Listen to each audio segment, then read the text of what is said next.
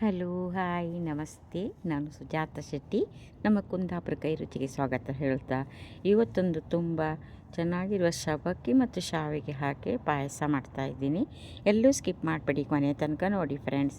ಇವಾಗ ಮೊದಲಿಗೆ ನಾನು ಒಂದು ಬೌಲಲ್ಲಿ ಸಬ್ಬಕ್ಕಿ ತೊಗೊಂಡಿದ್ದೀನಿ, ಹಾಗೆ ಒಂದು ಸ್ವಲ್ಪ ಶಾವಿಗೆ ತೊಗೊಂಡಿದ್ದೀನಿ, ಹಾಗೆ ಒಂದು ಸ್ವಲ್ಪ ಬೆಲ್ಲ, ಹಾಗೆ ಒಂದು ಸ್ವಲ್ಪ ತುಪ್ಪ, ಆಮೇಲೆ ದ್ರಾಕ್ಷಿ, ಗೋಡಂಬಿ, ಬಾದಾಮಿ, ಚಕ್ಕೆ, ಇದು ಏಲಕ್ಕಿ, ಲವಂಗ, ಹಾಗೆ ತುಪ್ಪ, ಇಷ್ಟೆಲ್ಲ ಹಾಕಿ ಇವಾಗ ಸ್ವಲ್ಪ ತುಪ್ಪ ಹಾಕಿಬಿಟ್ಟು ಸಬ್ಬಕ್ಕಿ ಏನು ಮಾಡಬೇಕು, ಒಂದು ಚೆನ್ನಾಗಿರೋ ಬಟ್ಟೆ ಮೇಲೆ ಹಾಕಿ ಒರೆಸ್ಕೋಬೇಕು, ಧೂಳೆಲ್ಲ ಹೋಗುತ್ತೆ.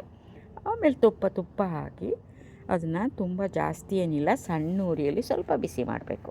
ನಂತರ ಈ ಶಾವಿಗೆನೂ ಅಷ್ಟೇ, ಇದು ರೋಸ್ಟೆಡ್ ಶಾವಿಗೆ ಅಂತ ಬಂದಿದೆ, ಆದರೂ ನಾನು ತುಪ್ಪದಲ್ಲಿ ಸ್ವಲ್ಪ ಫ್ರೈ ಮಾಡಿಕೊಂಡೆ. ಈಗ ಗೋಡಂಬಿ, ದ್ರಾಕ್ಷಿ, ಬಾದಾಮಿ ಹಾಕಿದ್ದೀನಿ, ಅದೇ ತುಪ್ಪದಲ್ಲಿ ಅದನ್ನು ಬಾಡಿಸ್ಕೊತೀನಿ ಚೆನ್ನಾಗಿ. ಎಲ್ಲ ಸಣ್ಣ ಉರಿಯಲ್ಲೇ ಮಾಡಬೇಕು. ಈ ಪಾಯಸ ತುಂಬ ದಿಢೀರಂತ ಮಾಡೋ ಪಾಯಸ ಇದು. ಸಬ್ಬಕ್ಕಿನ ಕುಕ್ಕರಲ್ಲಿ ಬೇಯಿಸ್ತೀನಿ ನಾನು, ಹಾಗಾಗಿ ಜಾಸ್ತಿ ಹೊತ್ತು ಬೇಕಾಗಲ್ಲ. ಇವಾಗ ಕುಕ್ಕರಲ್ಲಿ ಸ್ವಲ್ಪ ನೀರು ಇಟ್ಬಿಟ್ಟು ಬೇಯಿಸಿ ಹುರಿದಿಟ್ಟ ಸಬ್ಬಕ್ಕಿ ಇತ್ತಲ್ಲ, ಇದು ಹಾಕಿಬಿಟ್ಟು ಕುಕ್ಕರ್ ಮುಚ್ಚಿಬಿಟ್ಟು ಒಂದೇ ಒಂದು ಸಿಟಿ ಹಾಕಿದರೂ ಸಾಕಾಗುತ್ತೆ. ಕಮ್ಮಿ ಆದರೆ ಮತ್ತೆ ಹಾಕ್ಕೋಬೋದು. ಒಂದು ಸಿಟಿ ಹಾಕಿ ಫ್ರೆಂಡ್ಸ್, ಯಾಕಂದರೆ ಸ್ವಲ್ಪ ಹುರಿದಿರ್ತೀವಲ್ಲ, ಕಮ್ಮಿ ಆದರೆ ಇನ್ನೊಂದು ಸಿಟಿ ಹಾಕ್ಕೋಬೋದು, ಕರ್ಗಿ ಹೋದರೆ ಚೆನ್ನಾಗಿರಲ್ಲ. ಇವಾಗ ಏನು ಮಾಡ್ತೀನಿ, ಒಂದು ವಿಶಿಲ್ ಹಾಕಿದ್ದೀನಿ. ಈಗ ಇನ್ನೊಂದು ಪಾತ್ರೆಗೆ ಒಂದು ಗ್ಲಾಸ್ ನೀರು, ಒಂದು ಗ್ಲಾಸ್ ಹಾಲು ಇಷ್ಟು ಹಾಕ್ಕೊಂಡು ಚೆನ್ನಾಗಿ ಕುದಿಸ್ತಾ ಇರ್ತೀನಿ. ಆಮೇಲೆ ಇದು ಸಬ್ಬಕ್ಕಿ ನೋಡಿ ಎಷ್ಟು ಮೆತ್ತಗಾಗಿ ಬೆಂದಿದೆ, ಒಂದೇ ಸಿಟಿಯಲ್ಲಿ ಈ ಥರ ಬೆಂದಿದೆ, ಹುರಿದಿರೋದ್ರಿಂದ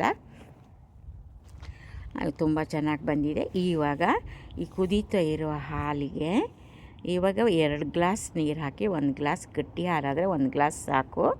ಪ್ಯಾಕೆಟ್ ಹಾಲೇ ಹಾಕಿದ್ದೀನಿ ನಾನು.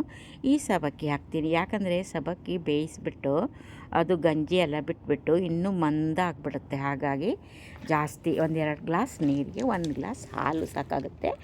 ಇವಾಗ ಕುದೀತಾ ಇದೆ, ಬೆಲ್ಲ ಹಾಕ್ತೀನಿ. ನಾವು ಸ್ವಲ್ಪ ಬೆಲ್ಲ ಹಾಕಿ ಮಾಡಿದರೆ ಚೆನ್ನಾಗಿರುತ್ತೆ. ಒಬ್ಬೊಬ್ಬರು ಸಕ್ಕರೆ ಹಾಕ್ತಾರೆ, ನಮಗೆ ಸಕ್ಕರೆ ಅಷ್ಟು ಯೂಸ್ ಮಾಡಲ್ಲ ನಾನು, ಬೆಲ್ಲನೇ ಒಳ್ಳೆಯದು. ನಾನು ಯಾವ ಸ್ವೀಟ್ ಮಾಡಿದರೂ ಬೆಲ್ಲನೇ ಹಾಕ್ತೀನಿ. ಕೇಸರಿ ಬಾತಿಗೆ, ಕ್ಯಾರೆಟ್ ಹಲ್ವ, ಇದಕ್ಕೆಲ್ಲ ಬೆಲ್ಲದಿಂದನೇ ಮಾಡ್ತೀನಿ. ಇವಾಗ ಚೆನ್ನಾಗಿ ಕುದೀತಾ ಇದೆ ನೋಡಿ. ಗೋಡಂಬಿ ಒಂದು ಕಡೆ ಹುರಿದು, ಇವಾಗ ಗೋಡಂಬಿ, ದ್ರಾಕ್ಷಿ, ಬಾದಾಮಿ ಹಾಕಿದ್ದೀನಿ. ಈಗ ಕುದೀತಾ ಇತ್ತು. ಈಗ ಹುರಿದಿಟ್ಟು ಶಾವಿಗೆ ಎಲ್ಲ ಹಾಕಿ ಒಂದು ಹದಕ್ಕೆ ಬಂದಿದೆ. ಇವಾಗ 2 ಚಮಚ ತುಪ್ಪ ಹಾಕಿಬಿಡ್ತೀನಿ ಮೇಲಕ್ಕೆ. ಆಮೇಲೆ